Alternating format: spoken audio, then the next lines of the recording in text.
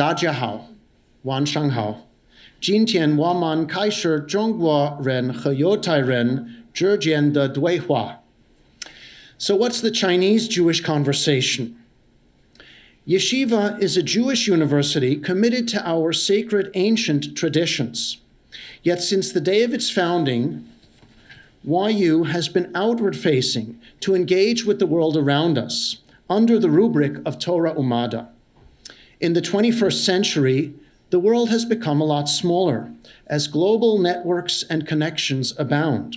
It's well known that our school has strengthened its ties with Israel, especially under the leadership of President Ari Berman.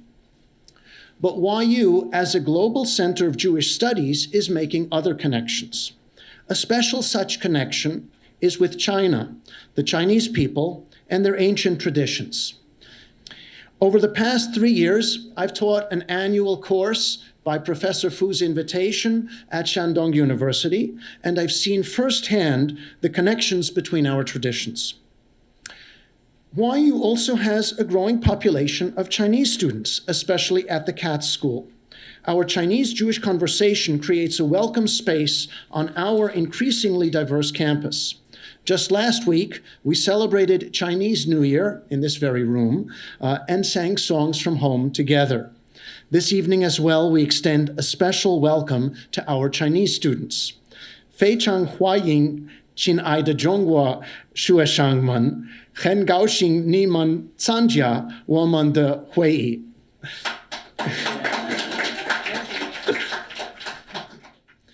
Our program tonight features two speakers from different worlds.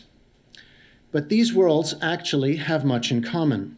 And that's something I discovered immediately on my first visit to China, and I relive it every time I return. Americans often do feel out of their element and a little bit foreign in China. But as a Jewish American, I felt at home in Chinese culture immediately.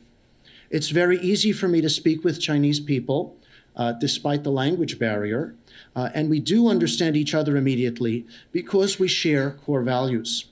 The Chinese and Jewish people are distinctive, if not unique, in taking pride in their continuous and unbroken cultural, literary, and spiritual traditions that go back over 3,000 years.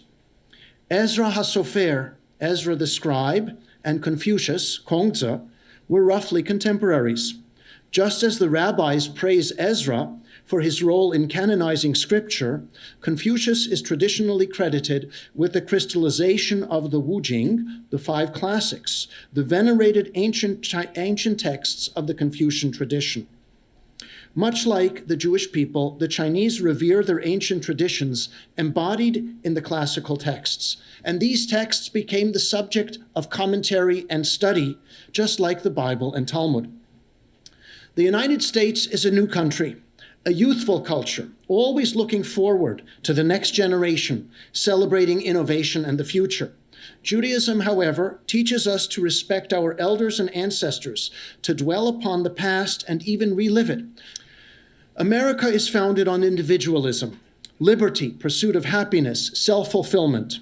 By contrast, in Judaism and Chinese tradition, the ideal is to be part of a community, a family, to care for others. By way of introducing our speakers this evening, I'd like to focus on another commonality between our traditions, the pride we take in our ancient history and the role it plays in our respective cultures. When we study our ancient texts, we take a literary path to connect with our heritage. In China, as you will hear from Ms. Li, the ancient historian of the Han Dynasty, Sima Qian, who lived in the 2nd century BCE, codified a history of ancient China. He drew upon earlier sources, such as the Spring and Autumn Annals attributed to Confucius. Interest in ancient China emerged strongly in the Song Dynasty in the 11th century. As Ms. Li will discuss, Chinese history in China was not a disinterested or neutral discipline. It was always culturally charged. As Jews, we also study our history in a cultural framework. The biblical narrative teaches of the origins of the Jewish people and its history, its prophets, kings, and sages. Archaeology is exciting because it connects us materially with the past in ways that go beyond the literary traditions. It's one thing to learn history from the Bible, as Jews have done for centuries, but there's a special thrill of standing in the very spot where Joshua entered the land of Israel or where David encountered Goliath. But at the same time, archaeology presents challenges to the traditional narratives. As proponents of Torah Umada, we recognize the importance of science as well as our tradition. At YU, we adopt a complex approach. We follow the example of Maimonides and apply interpretation, both to the classical texts and the scientific results of archaeology, which themselves are subject to interpretation. Our two speakers this evening will offer us a valuable window into the exciting world of biblical and ancient Chinese archaeology. And now we are privileged to hear from Dr. Jill Katz, who will offer an overview of what we can learn from the archaeological records about state development in ancient China and Israel.